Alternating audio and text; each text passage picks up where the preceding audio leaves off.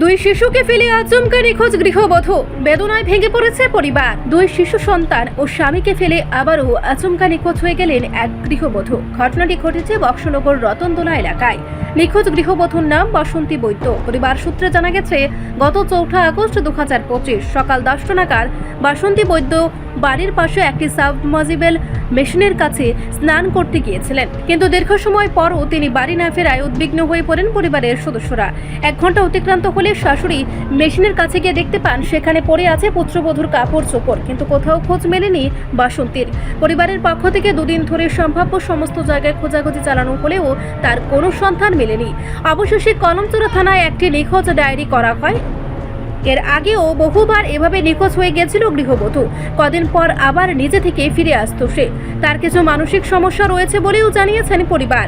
এ নিয়ে গৃহবধূর শাশুড়ি আরও বললেন, আমি কাজে আসলাম, তো সকালে ঘুমের তুইটা কাজে গেছি, 10টা প্রায় 11টা বাজে টাইমে আমার কল দিচ্ছে বাড়ির থেকে, তো বউ বাড়িতে নেই। তখন আমি কল দিছি প্রায় 3টা সাড়ে 3টার দিকে শ্বশুর বাড়িতে চালিয়ে গেছে। কল দিয়ে আমি যে তোমার দিদি গেছিনি বাড়ি, তারপর না দাদা বেরোনো হয়েছে না। তখন আমি প্রায় 6টা পর্যন্ত অপেক্ষা করছি, বাসের কাছে দিতে তারা তারপর কল দিছে আসেনি না। তারপর আমি খোঁজাখুঁজি করছি, বিশাল পর্যন্ত গেলাম খুঁজতে খুঁজতে। তারপর হঠাৎ করে একটা আমার বন্ধু দেখছে আমার বউরে বিশাল করে উঠে তুলছে বসনার থেকে, তো উঠোনে তখন আমি বিশাল পর্যন্ত গেছি। প্রায় সময় 8টা বাজবে রাত্র হয়ে গেছে। খুঁজতাম গেছি, ওইখানে কিছু কিছু পাইছি না। মন্দির মসজিদ আর সব কিছু বেশি গেছি, খুঁজে পাইতেছি আজকে 3 দিন। তোমার নাম? আমার নাম আছে প্রদীপ নাম। বউর নাম? বাসন্তী বুদ্ধ নাম। বাড়ি কোনখানে? সূর্য নৌসম। তোমার বাড়ি? আমার বাড়ি বক্সনগর রতনতলা।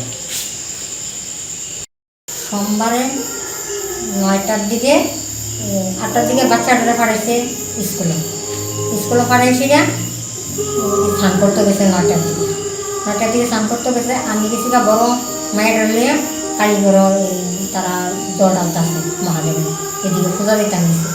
এইখানে স্নান করতে গেছে, স্নান করতে গিয়ে ওইখানে কাপড় চোপড় ফালাই দিয়ে গেছে না। আরও কয়েকবার গেছে, ওইখানে কাপড় চোপড় ফালাইয়া জায়গা বাচ্চাটি ফালাইয়া। আমি আলাদা খাই, তাহলে আলাদা খাই, আমি তো আর এটা ইয়ে রাখতাম পারি না যে বউ কই যায় না না না। বউ একজনের বাড়ির যায় বা দোকানও যায়, ডেইলি স্নান করিয়া মাথার একটা বান্ধে কইছে তুমি এই দোকানটা নিত না, যাবে না এমনি সুন্দর করে যাবে। দোকানও যায়, আমরা তো মনে করি দোকান হয়ে যায়। গিয়া বিচারে এলাম দোকানও, কইতেছে মা কই তোর মায়না স্নান করতে গেছি। কই গিয়েছি আমরা জলের কাছে, যাইয়া দেখি মা নাই। দোকানও গেলাম, দোকানও নাই। কারোতলি বাজারও গেলাম, এও নাই। তারপর আমরা খুঁজতেছি পাইতেছি না। তখন ফোলারে কইলাম, কিরে তোর বউ কই? তখন শ্বশুর বাড়িগুলো ফোন করে না, তারা আমার 4টার দিকে ফোন করছে যে মাইয়াটা যে বাড়িয়ে এলো বেন আপনি খুঁজ লইলেন না। আরও যে কয়েকবার গেছে আমার তারা জিগাও না কিছু না।